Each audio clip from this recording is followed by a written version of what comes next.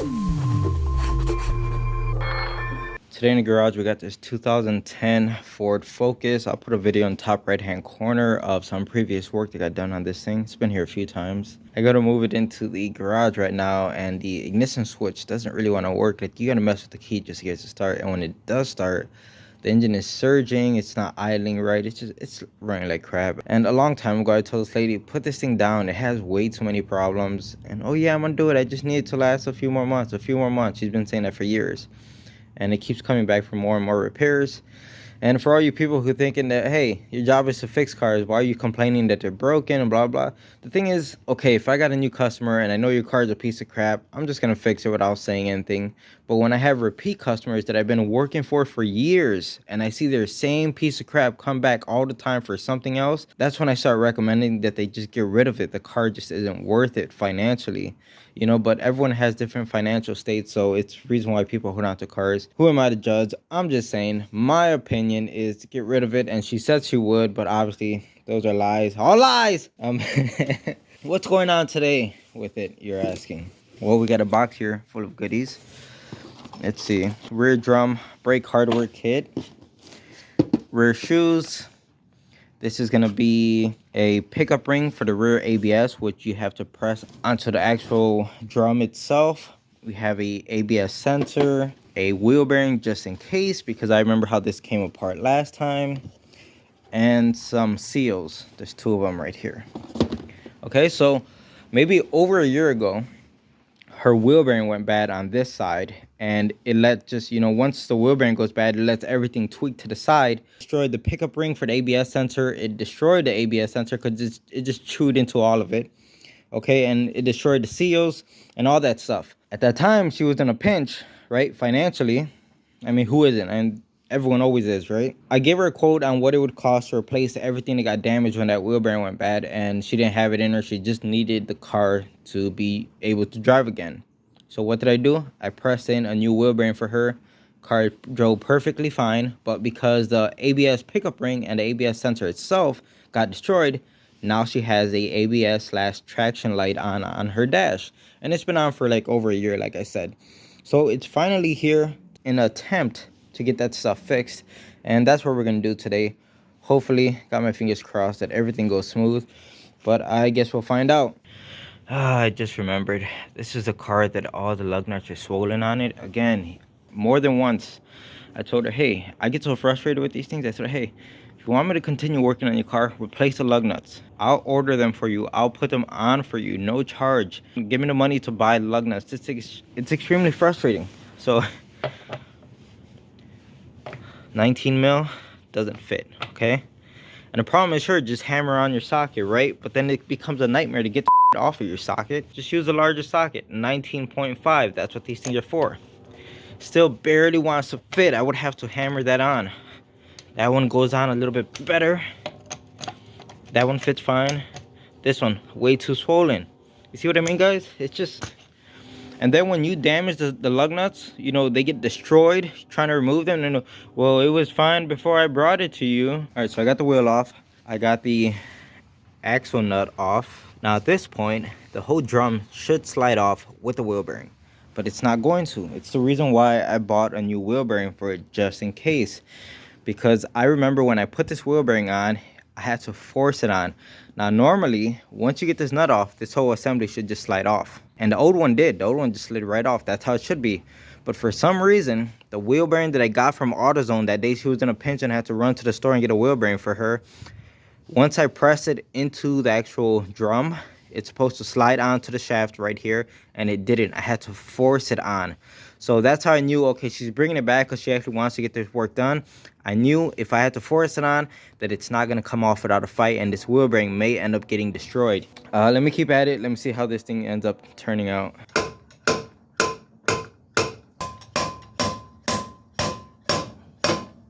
we go.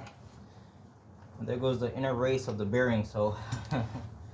I'll see if we could reuse this, because guys, the wheel bearing isn't that old. Like I said, it's only like a year. It's not making any noise or anything. It's fine. It's just the tolerances weren't all that great. So I'm gonna go ahead and clean this up since it didn't hit the ground. Now looking at this brings back all the memories. All right, so look at the inside of this drum. See, it's all destroyed. Look at the brake shoes. There's pretty much no friction material left.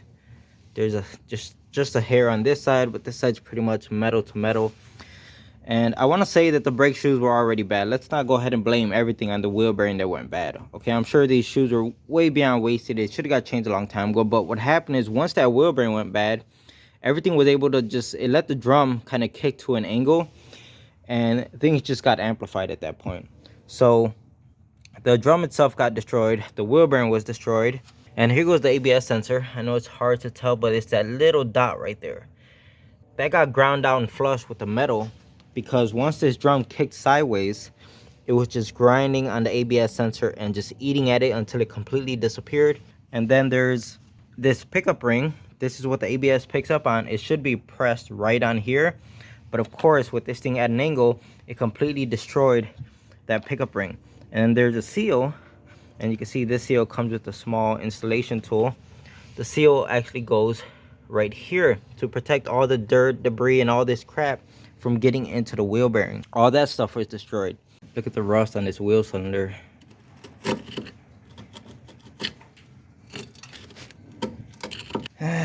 All right, guys, let me slap the new shoes on and just get everything ready for reassembly. And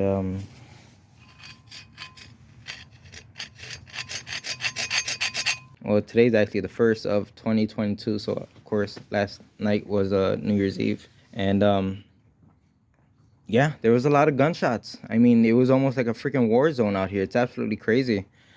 I'll see if I could get you guys a clip from our Ring camera.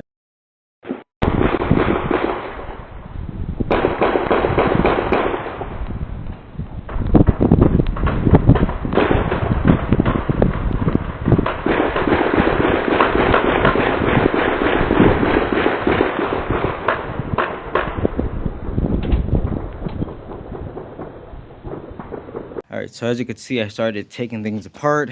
Thankfully, the bolt for the ABS sensor actually came out without any issues. Sensor came out and I cleaned out that bore right there. So here goes the old sensor. I'm starting to remove it off of the car. You can see how chewed up and wore down it is. Let's open up the new one and compare it. Here we have them next to each other. You can see how the old one on the left is chewed down, and yeah, it's not gonna work anymore, because the new one, that's the length it should be to pick up the signal from the actual wheel bearing. So I got the ABS sensor installed. It's completely torqued down. It's got the bolt on it. I installed this seal right here. Now, I'm not sure what that seal does, because this is the furthest thing that goes in, which is the ABS pickup ring. And if you look at it, it doesn't seal on it 100%. There is a nice gap right there. But all I could think of is it minimizes that gap, because without the seal there would be just like a giant hole right there where debris could get inside the wheel bearing. So it's not a tight fit. Of course, they don't want it rubbing on the magnet here, but it does minimize that hole. So I guess that's what that's for. And as far as this, I already went ahead and cleaned up all the crap around here. As you can see, I put the wheel bearing race back in, got all that stuff back installed, cleaned it off, and now it's time to press this on. Now, I don't have anything that fits around this thing perfectly. All I have is this cup that just barely misses the magnet. It lands on this shoulder right up here. Ideally, you want something that lands down here on this shoulder, but I just don't have anything. I went through all the kits I have, even that one back there, and this is the best one I could find. All right, so I got the ABS pickup ring installed, and looking all the way around it, it looks pretty consistent. So I'm pretty happy with that. I think it turned out good. I don't see any damage to the magnetic strip, and I think that's gonna work out just fine. So I pretty much got everything put together on this side. Got the new hardware, new shoes. So yeah, looking at the old stuff, how was this car ever stopping? I'll tell you how. Using the front brakes only. All right, so I got the drum on it. The nut isn't torqued down. It's just on there good enough so that there's no more play, and the drum is completely bottomed out. And it seems to be turning freely, just as I expected, without any weird noises or anything like that. You know, the distance between that sensor and the magnetic pickup ring has to be exact So what I'm going to do before I move on to the other side of the car, I'm going to connect my scanner. We'll spin this wheel and see if we get something on the scanner as far as ABS data and see if the speed sensor is working. All right, so we're in the car now, and since I want to delete the codes for the ABS, I'm gonna have to go ahead and do a full health report so I could save any codes that are here before we go deleting anything. If anyone's wondering about the engine, here goes the engine codes. We got a random misfire detected on startup, evap sensor, pressure sensor switch, A circuit range performance, and another evap system leakage, fuel cap loose or off. Okay, so that's the code for the engine. Let's go ahead and save all this. Oh, one more thing, as far as ABS, the only code stored in ABS is rear right wheel speed sensor input signal lost. So that's the wheel we were just working on today. So I pulled up the data pit for this one wheel since it's the only one we're concerned about. So I'm gonna go ahead and start spinning the wheel right now, or the drum.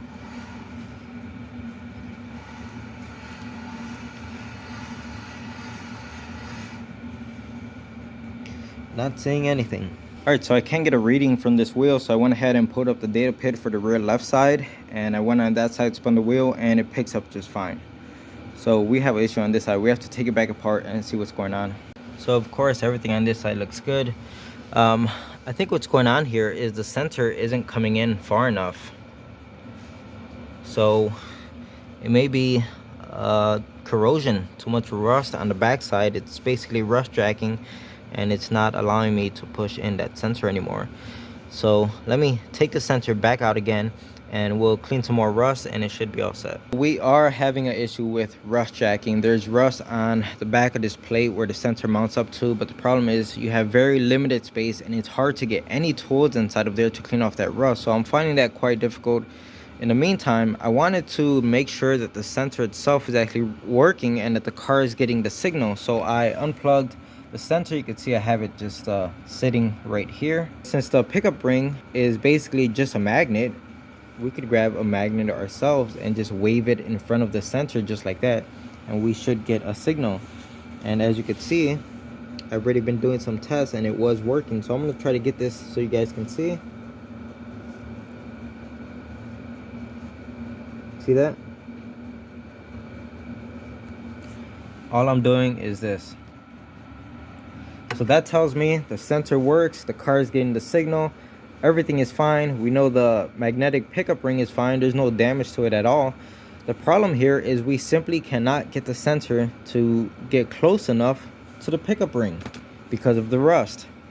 So let me keep fighting this battle, but I'm glad to see that everything is working as it should, and we just got to get this sensor to sit closer. Only about an hour later, and made some progress here. So I'm at the point where if I spin the wheel,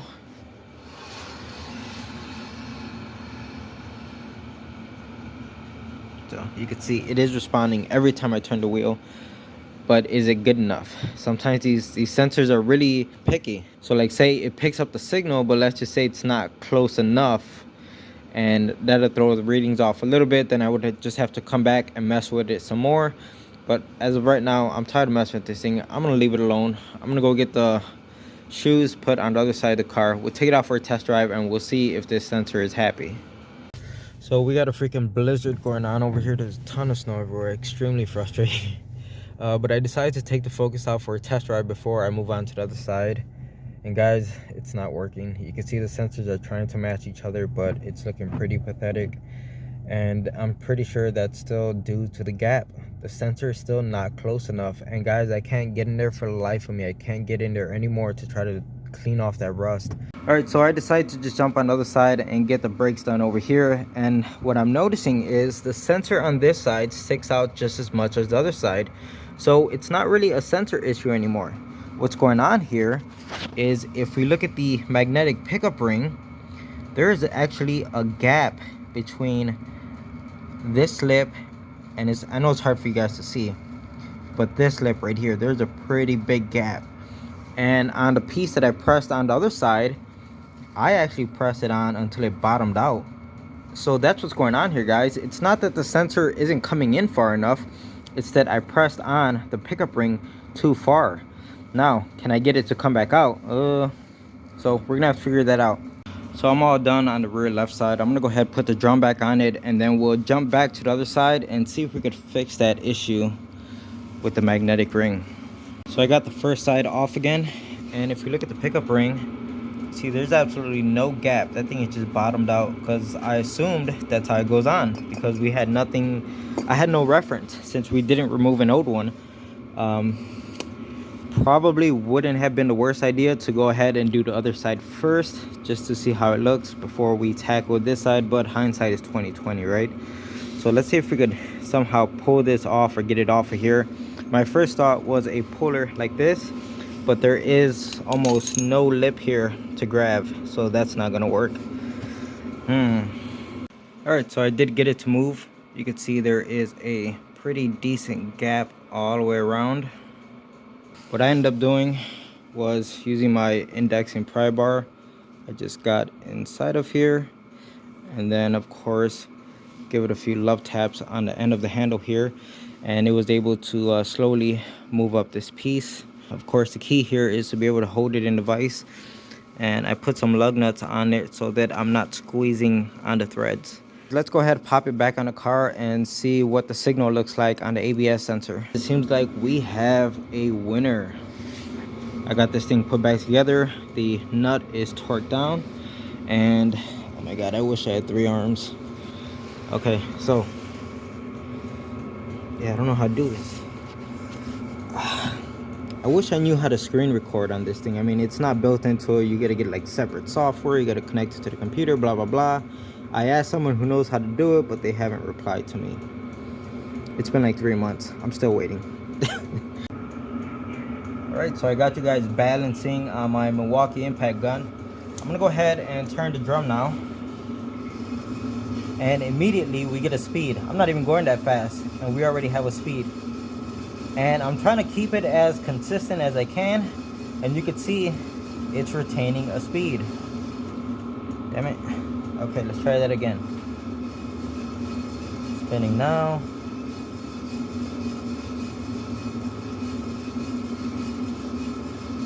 Of course, it's gonna have some variance because I can't spin this thing at the exact same rate. But that looks pretty good to me. So I'm gonna go ahead and stop spinning. As you can see, it goes back down. And if you notice, there was no dropouts at all. It was pretty consistent with the speed that I was able to turn it by hand. So guys, I think this is gonna be a fix. Let's go ahead, pop the wheel on the car. We'll tighten down the lug nuts and take this thing out for a test drive and just confirm the fix. I'm glad all the brakes are done now, so I don't gotta worry about that stuff. So to be clear, there was rust jacking on the back of that sensor, and apparently I got all of it, okay? The other problem was a problem that I built in by installing the magnetic pickup ring too far.